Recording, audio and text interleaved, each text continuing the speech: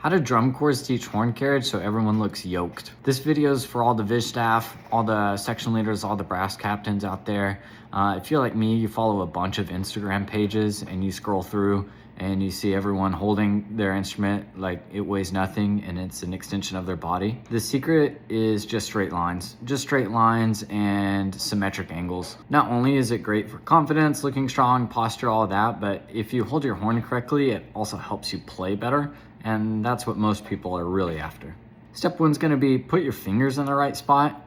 That's normally the first thing I fix on Viz staff. We're gonna start with the left arm first because the left arm holds the horn. We wanna make sure that our ring finger is in the ring and that the thumb is wrapping around and not going through or under. That's gonna cause some weird stuff. The most important thing is the palms are out. Then we'll add the right hand.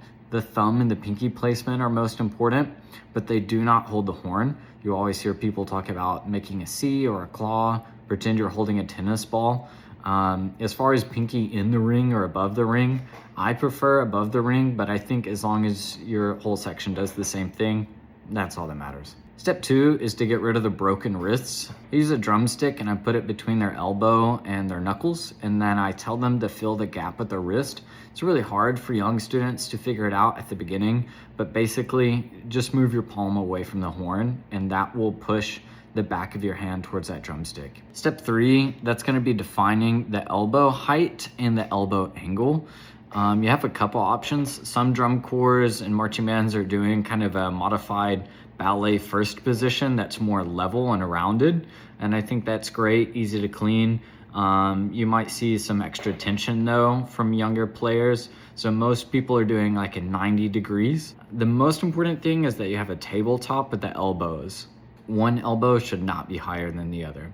Another good thing about 90 degrees when you're holding the horn is that when you do a lunge or a lean or a bend, you can define the upper arm as parallel to the ground, and that helps with the cleanliness and the straight lines and the symmetric angles as well, which is really good for your visual caption score. Lastly, we want to talk about carry position and how to get from carry to horns up.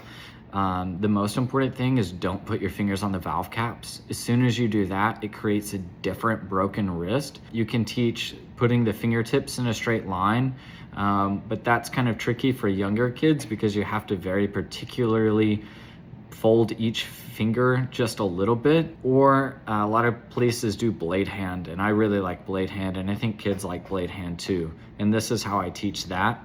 We hold the horn with our left hand, a nice straight wrist, and then we just stick our right arm straight out and then cover the valves.